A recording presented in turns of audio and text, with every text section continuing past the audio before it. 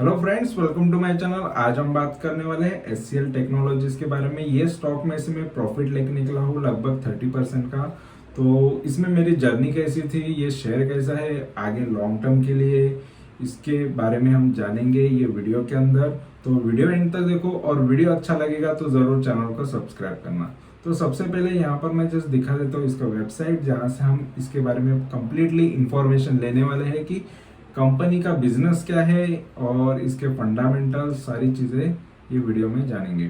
तो यहाँ पर मैं जस्ट दिखा देता हूँ, इसका ये वेबसाइट है एचसीएल टेक। और कंपनी देखो, नाम काफ़ी लोगों को पता होना चाहिए जो शेयर मार्केट में है। एचसीएल टेक काफ़ी बड़ी आईटी कंपनी है, ठीक है। तो हर एक आईटी कंपनी की कुछ ना कुछ खासियत होती है। तो ये देखो, एक दूसरे से तो कंपटीशन करते ही हैं, लेकिन यहाँ पर देखेंगे तो ये देखो, ये नंबर 1 बता रहा है इंडिया हेडक्वार्टर कंपनी इन टाइम्स लिस्ट के अंदर, ठीक है। जो वर्ल्ड के अंदर एक लिस्ट है टाइम्स की, ठीक है। तो उसके अंदर ये कंपनी जो है टॉप पे आ रही है। और अगर हम देखेंगे तो, और यहाँ पर देखो आगे तो cloud cloud based storage system आगे तो चलने वाला है, और सभी का क्लाउड आ रहा है। गूगल का तो क्लाउड है, माइक्रोसॉफ्ट का भी है। मतलब स्टोरेज का आगे जाके काफ़ी प्रॉब्लम ना हो, तो इस पर भी टेक्नोलॉजीज काफ़ी ज़्यादा काम कर रही है। तो उसके अंदर ये आगे का मॉडर्नाइजेशन ये मैंडेटरी आगे हो जाएगा। बहुत लोग क्योंकि आजकल डेटा भी देखेंगे, स्टोरेज कैपेसिटी काफ़ी लग रही है, तो जिसके लिए हमको जितना बड़ा डेटा, जितना ज़्यादा डेटा हो, उसके लिए स्टोरेज चाहिए होता है। तो क्लाउड बेस्ड स्टोरेज यहाँ पर होता है। नहीं तो पहले हार्ड डिस्क में डेटा स्टोर किया जाता था, आजकल क्लाउड पे होता है, ठीक है। तो वो उसका तो मॉडर्नाइजेशन हो ही रहा है, और वो चीज़ें एक्सेप्ट धीरे धीरे सभी लोग कर रहे हैं आईटी सेक्टर्स के वजह से, ठीक है। तो और यहाँ पर देखेंगे Xerox and HCL Tech extend कर रही है एग्रीमेंट, ठीक है। तो ये जो कंपनी है ये दो एक्सटेंड कर रही है इनका एग्रीमेंट, और भी आगे कुछ नई नई चीज़ें लाने के लिए, ठीक है। और ये वर्ल्ड की बेस्ट कंपनीज के अंदर आ रही है, टाइम्स की लिस्ट में है। तो जो भी है, और आगे हम यहाँ पर जस्ट मैं दिखा देता हूँ। तो यहाँ पर देख सकते हो ये एआई पे भी फोकस कर रही है। तो most of IT companies AI पे फोकस कर रही है। तो एचसीएल टेक भी जेन एआई नाम से याद, और यहाँ पर क्लाउड बिजनेस के ऊपर भी ये फोकस कर रही है। तो और जो भी इसके रिलेटेड अभी लेटेस्ट न्यूज़ है इसके वेबसाइट पे आपको मिल जाएंगे, ठीक है। तो एक्सेल टेक ने क्या लॉन्च किया है अभी, तो काफ़ी अच्छा इनका वेबसाइट मुझे लग रहा है, जहाँ पर आपको कहीं और जाके इसके बारे में ढूंढने की ज़रूरत नहीं पड़ेगी। इसके रिलेटेड कोई न्यूज़ है तो यहाँ पर ही आपको कम्प्लीटली न्यूज़ भी नज़र आ जाएगी। तो काफ़ी मुझे फ़िलहाल तो वेबसाइट पे ही इंफॉर्मेशन सब कुछ मिल रहा है, तो कहीं और से हमको इंफॉर्मेशन लेने की ज़रूरत नहीं पड़ेगी, ठीक है। तो यहाँ पर देख सकते हो इसके चीफ फाइनेंशियल ऑफिसर अभी रिसेंटली जो 19 अगस्त को अपॉइंट किए, उनका नाम है। और यहाँ पर जो भी चेंजेस हुए मैनेजमेंट के अंदर, वो भी यहाँ पर आपको अपडेट यहाँ से मिल जाएगा। तो काफ़ी अच्छा मुझे ये वेबसाइट भी लगा है, ठीक है। और क्या क्या काम करती है और इसके बारे में, और क्या इनके अचीवमेंट्स है, ये चीज़ें यहाँ पर दिखाई हुई है। तो काफ़ी अच्छा ये मुझे फ़िलहाल इसका कंपनी का बिजनेस भी है। देखो आईटी कंपनी है और नाम भी है, और इसका बिजनेस हम इसके सेल्स से देखेंगे। कंपनी लगातार कितना सेल कर रही है, कंपनी लगातार कितना प्रॉफिट कर रही है, ठीक है। और मैंने ये शेयर को कितने पे बाय किया था, कितने पे निकला हूँ, ये भी जस्ट मैं बता दूंगा, ठीक है। तो यहाँ पर जस्ट मैं, तो यहाँ पर आपको नजर आएगा, देखो एचसीएल टेक्नोलॉजीज जो है ये शेयर आपको 1777 के भाव पे आपको नजर आएगा। तो काफ़ी फिलहाल तो भाव लेने लायक ही है, क्योंकि आईटी कंपनीज जो अच्छी कंपनीज है उसके अंदर फिर भी ये अच्छे भाव पे आपको मिल रही है। और 4,82,000 करोड़ इतना तो इसका मार्केट कैपिटल है। मार्केट कैपिटल भी काफ़ी ज़्यादा है। करंट प्राइस भी देखेंगे तो वही है हमने जो देखा है, लेकिन इसका जो बुक वैल्यू करंट प्राइस से हमेशा बुक वैल्यू को कंपेयर करोगे तो आपको नजर आएगा इसका बुक वैल्यू जो है ये प्राइस से इसके काफ़ी नीचे है, कम है। तो अगर कम हो ये अच्छा नहीं होता है फिलहाल तो, क्योंकि इसके आसपास हो और बुक वैल्यू इसकी अच्छी हो, ज़्यादा हो तो अच्छा है। लेकिन बुक वैल्यू काफ़ी कम यहाँ पर हमको नज़र आ रही है। पी रेशियो काफ़ी अच्छा है, यानी अर्निंग पर शेयर आपको काफ़ी अच्छा मिल रहा है इसके पीछे। तो काफ़ी अच्छा ये मुझे फिलहाल पी वाइज अट्रैक्टिव नज़र आ रहा है। आरओसी आरओई भी काफ़ी ज़बरदस्त है ये स्टॉक का। और देखो 1209 से ये 1829 तक जा चुका है। और यहाँ पर डिविडेंड की बात करेंगे तो लगभग 3% के आसपास ये डिविडेंड दे देती है। यानी आप समझ लो कोई बैंक अकाउंट में सेविंग अकाउंट आपका है, तो जहाँ पर आजकल एसबीआई बैंक का मुझे एक्सपीरियंस है कि देखो मेरे पास 3-4 अकाउंट तो है, लेकिन जिसके अंदर सबसे कम मुझे एसबीआई का सेविंग अकाउंट लगता है, वो भी एनुअल जो होता है 2.75। उस हिसाब से देखा जाए तो ये उससे भी बेटर आपको डिविडेंड के रूप में आपके इन्वेस्टमेंट पे दे रहे हैं। प्लस आपका कैपिटल भी ग्रो हो रहा है, तो ये चीज़ काफ़ी अच्छी है। डिविडेंड भी फ्री में आपको आपके ट्रेडिंग इन्वेस्टमेंट पे आपको मिल रहा है, तो चीज़ अच्छी लगी। और फेस वैल्यू देखेंगे तो 2 रुपये का आ रहा है, ठीक है। और अगर हम यहाँ पर इसका ग्रोथ देखेंगे तो देखो 1 साल में काफ़ी अच्छा ग्रो हमको नज़र आ रहा है, काफ़ी अच्छा ग्रो किया है ये कंपनी ने, ठीक है। और 3 साल की बात करेंगे तो 3 साल में भी अगर देखते हैं तो 3 साल में भी 1300 से ये गिरा था 900, 950, यहाँ पर 800 के भी रेंज में आया था 883। उसके बाद काफ़ी अच्छा ग्रो हुआ ये 1600, फिर 1700, 1800 तक भी गया था, ठीक है। 5 साल की अगर बात करते हैं तो देखो 5 साल में ये जो शेयर है 430 रुपए से 400 रुपये भी गया था यहाँ पर। फिर उसके बाद 400 का ये डायरेक्ट 1300, 1350 हुआ। 1350 से थोड़ा करेक्ट हुआ 800, 850 फिर आया। फिर 800 से फिर 1600 हुआ, यानी डबल कर दिया ये इसने पैसा। फिर थोड़ा करेक्ट हुआ, फिर से अभी ये ऊपर की तरफ जा रहा है।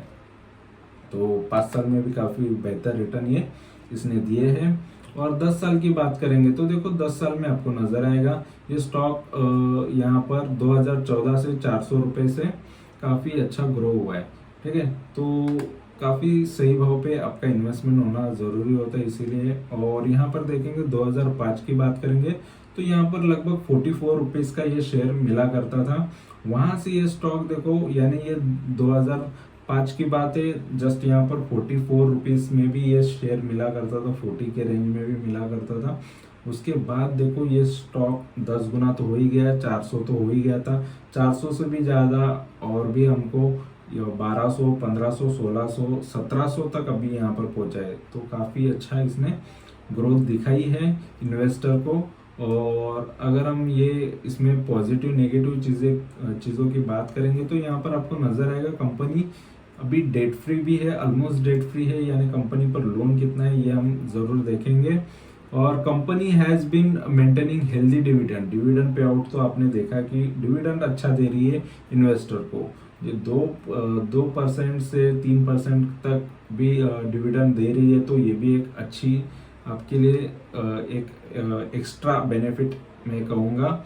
और अगर हम देखते हैं इसमें नेगेटिव चीज़ जो है इसमें इसका बुक वैल्यू, जैसे मैंने कहा कि इसका बुक वैल्यू और इसके करंट प्राइस में काफ़ी डिफरेंस हमको नज़र आ रहा है, जिसकी वजह से इसका बुक वैल्यू काफ़ी नीचे हमको लग रहा है और वो एक नेगेटिव पॉइंट है। और अगर हम पीयर कंपैरिजन की बात करते हैं तो देखो टीसीएस नंबर 1 पे आ रही है इसके मार्केट कैपिटल की वजह से, क्योंकि टीसीएस टाटा की कंपनी है और लगभग ये 15 लाख करोड़ की कंपनी है, 15,38,000 करोड़। तो काफ़ी बड़ी अमाउंट, बड़ा कैपिटल इसका है, मार्केट कैपिटल। उसके बाद इन्फोसिस सेकेंड नंबर पे आती है, लगभग वो 7-8 लाख करोड़ की कंपनी है। उसके बाद एचसीएल टेक्नोलॉजी से जो लगभग 4.82 यानी लगभग 5 लाख करोड़ के आसपास इसका मार्केट कैप जा रहा है।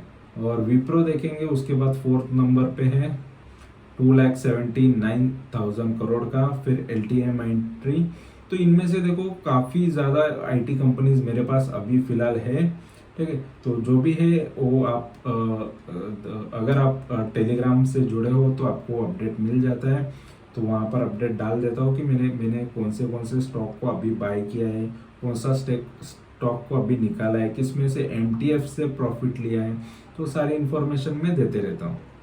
तो फिलहाल इसमें से MTF से निकला हो तो कितने प्रतिशत पे निकला हो ये भी मैं जस्ट आपको बताऊंगा, ठीक है। और प्रतिशत तो मैंने बता दिए, लेकिन प्राइस क्या था वो भी मैं जस्ट आगे आपसे डिस्कस करूंगा। और MTF ट्रेडिंग का फिर से एक बार बता दूंगा कि MTF क्या होती है। और यहाँ पर क्वार्टरली रिजल्ट्स की बात करेंगे तो देखो यहाँ पर आपको नजर आएगा इसका जो सेल्स है लगातार क्वार्टरली 20,000 करोड़ से यहाँ पर 28,000 करोड़ तक कंपनी का सेल्स में ग्रोथ देखने मिला है। और अगर हम इसके नेट प्रॉफिट की बात करते हैं तो 3,200 करोड़ से यहाँ पर 4,200 करोड़ तक कंपनी का नेट प्रॉफिट हमको जाता हुआ नजर आ रहा है, यानी काफी अच्छा ग्रो इसमें इसके प्रॉफिट में भी है। तो प्रॉफिट ग्रोथ अच्छा है, सेल्स ग्रोथ भी अच्छा है कंपनी का। और अगर हम प्रॉफिट एंड लॉस में अगर 2013 से लेकर 2024 तक देखेंगे तो यहाँ पर आपको नजर आएगा ये जो देखो 25,000 करोड़ से कंपनी का सेल यहाँ पर आपको 1,09,000 करोड़ तक जाता हुआ नजर आएगा। 4,000 करोड़ का प्रॉफिट से लेके 15,000 करोड़ तक कंपनी का प्रॉफिट हमको जाता हुआ दिख रहा है, यानी कंपनी का प्रॉफिट लगातार बढ़ता ही जा रहा है। प्रॉफिट ग्रोथ और सेल्स ग्रोथ की बात करेंगे तो देखो सेल्स ग्रोथ 10 साल से 16% का सालाना सेल्स ग्रोथ जा रहा है। 5 साल से इसका 13% है, 3 साल से भी 13% से ग्रोथ हो रहा है। और अगर हम कंपाउंडेड प्रॉफिट ग्रोथ देखेंगे तो 10 साल से 15% प्रॉफिट का ग्रोथ हमको नजर आ रहा है, काफी अच्छा ग्रोथ है। 5 साल से 9% यहाँ पर 9% का ग्रोथ हमको नजर आ रहा है। 3 साल से 12% का ग्रोथ हमको दिखाई दे रहा है। और स्टॉक में अगर आप इन्वेस्टेड हो तो 10 साल से आपको ये 15% के रिटर्न दे रहा है। सालाना रिटर्न इसके काफी अच्छे हैं फिर भी, ठीक है। जो लॉन्ग टर्म में है 15% आराम से मिल रहा है इसके अंदर। और 5 साल की बात करेंगे तो 5 साल में काफी बेटर रिटर्न दिए है इसने, 27% सालाना रिटर्न इसने दिए है। और 3 साल से जस्ट 11% सालाना रिटर्न है, फिर भी आपको बाकी सेविंग या FD से तो बेटर रिटर्न ये 3 साल से दे रही है। 1 साल में देखो बेटर सबसे अच्छे रिटर्न दिए है, लगभग इसने 44% के अभी फिलहाल रिटर्न दिए है। और यहाँ पर देखेंगे ROE भी अच्छा है 10 साल से 5 साल से, तो देखो काफी बेटर है और काफी अच्छा स्टॉक ये फिलहाल यहाँ पर नजर आ रहा है। बैलेंस शीट देखेंगे इसकी तो देखो बैलेंस शीट में आपको नजर आएगा ये जो स्टॉक है इसका रिजर्व देखो 13,000 करोड़ से लेके 67,000 करोड़ 67,720 करोड़ तक, यानी काफी ज्यादा इसका रिजर्व हमको नजर आ रहा है, काफी अच्छी बात है। बोरोइंग की बात करते हैं तो देखो 1,000 करोड़ से लेके 5,000 करोड़ तक कंपनी का बोरोइंग बढ़ा है 2013 से लेके अभी तक, लेकिन उससे ज्यादा इसका यहाँ पर रिजर्व भी काफी अच्छा बढ़ा है, यानी जो लोन है कंपनी पर वो मैनेजेबल है, यानी कम है, ठीक है। तो इतना कोई बर्डन है नहीं लोन का। और अगर हम देखते हैं इसमें शेयर होल्डिंग पैटर्न तो शेयर होल्डिंग में आपको नजर आएगा देखो ये शेयर्स यहाँ पर प्रमोटर की होल्डिंग जो है यहाँ पर आपको 60% की नजर आएगी।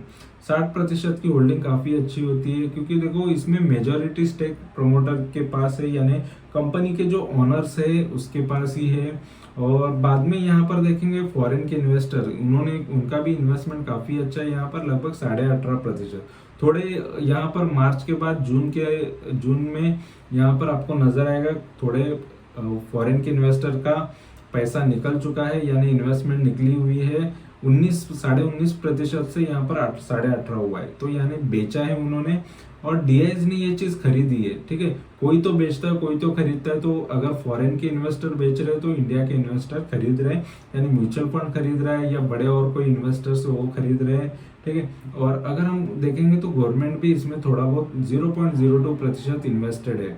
पब्लिक का इन्वेस्टमेंट भी काफी कम है, देखो अच्छे स्टॉक जहां पर होते हैं वहां पर पब्लिक नहीं होती है। जैसे कि अगर मैं HCL टेक के बारे में भी बात करूंगा वहां पर आपको पब्लिक ज्यादा नहीं दिखेगी ये वीडियो के लिए, क्योंकि ये पेनी स्टॉक नहीं है। 1700 का स्टॉक जिसको लेने की हिम्मत है, जिसको लेने की ताकत है, वही 1700 का स्टॉक ले सकता है, हर कोई नहीं ले सकता, इसीलिए हर कोई यहाँ पर ये वीडियो भी या इसके रिलेटेड इंफॉर्मेशन लेना नहीं पसंद करेगा, ठीक है। जो ये ले सकता है वही बंदा ये चीज देख सकता है। तो फिलहाल यहाँ पर मैं जस्ट बताना चाहूंगा, तो देखो जो स्टॉक मेरे पास होते हैं उसके बारे में ही मैं बात करता हूँ।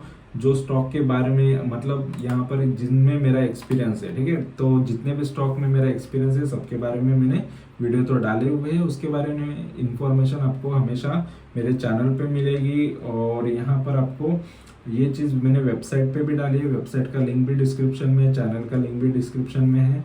और अगर मैं यहाँ पर बता दूँ तो लगभग इसको मैंने 1700 में बाई किया था, ठीक है। तो यहाँ पर मई के टाइम पे 1300 में बाई किया था। जस्ट मई के टाइम पे मैंने यहाँ पर 1300 का जब भाव था तब मैंने बाई किया था, और यहाँ पर मैंने 1700 में बेच दिया। तो लगभग 30% हो रहे थे, 30% पे मैं निकल गया हूँ। तो जब भी बाई किया था वो डेट भी आपको टेलीग्राम पे मिल जाएगा, और जब सेल किया वो भी डेट आपको टेलीग्राम पे मिल जाएगा। यानी मैं जब बाई करता हूँ तभी भी मैं अपडेट डाल देता हूँ कि मैंने ये इसको बाई किया है, और सेल करता हूँ तो भी। तो यहाँ पर इसको मैं लॉन्ग टर्म करना चाहता था, लेकिन मैंने इसकी पोजीशन ट्रेडिंग पर्पज से ली थी, तो ट्रेड करके मैं निकल गया हूँ। क्योंकि मेरे पास आईटी के और भी कंपनीज हैं, लेकिन ये स्टॉक मुझे बिल्कुल पसंद आ रहा है, और फिर से दोबारा ये मुझे और नीचे आएगा तो मैं इसको लॉन्ग के लिए फिर से लेना पसंद करूंगा। क्योंकि ऑलरेडी ज़्यादा से ज़्यादा भी स्टॉक होना या ओवर भी एक ही सेक्टर के स्टॉक होना भी मुझे रिस्की लग रहा था। लेकिन जब प्रॉफिट लेने का सोचा कि इसमें ट्रेड करते हैं, तो इसमें सिर्फ मैंने ट्रेडिंग पर्पज से ही आया और ट्रेड किया और निकल गया, ठीक है। तो अगर मैंने 1700 के बाद भी देख रहा हूँ तो ये स्टॉक थोड़ा बड़ा है, तो जितना हमको ट्रेडिंग से मिलता है उतना ट्रेडिंग में कुछ प्रॉफिट छोड़ना पड़ता है। पूरा का पूरा प्रॉफिट लेके आप नहीं निकल सकते। इन्वेस्टमेंट में आपको पूरा प्रॉफिट मिल जाता है अगर आप लॉन्ग टर्म रहते हो। तो काफ़ी स्टॉक में देखो एमटीएफ ट्रेडिंग भी करता हूँ, लॉन्ग टर्म भी रहता हूँ, उसके बारे में बताएं।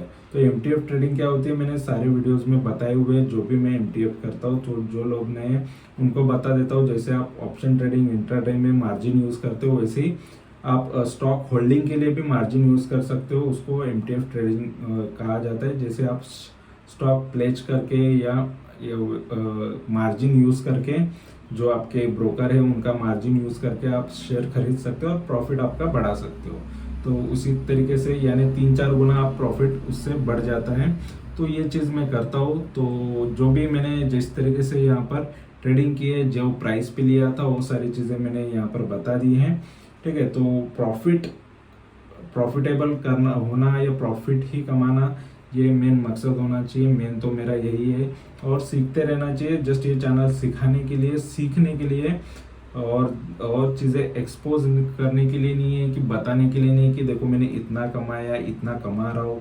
तो ये सारी चीज़ें मैं मेरे चैनल पे कभी नहीं बोलता, क्योंकि मेरे एक्सपीरियंस आप देखते आ सकते हो कि मैंने कोई भी वीडियो में कभी भी कोई शेयर के बारे में या इतना ये शेयर ने मुझे कमा के दिया, उतना कमा के दिया, ये कभी नहीं बात करूँगा। जस्ट मैं परसेंटेज बताऊँगा, मेरा परफॉर्मेंस बताऊँगा।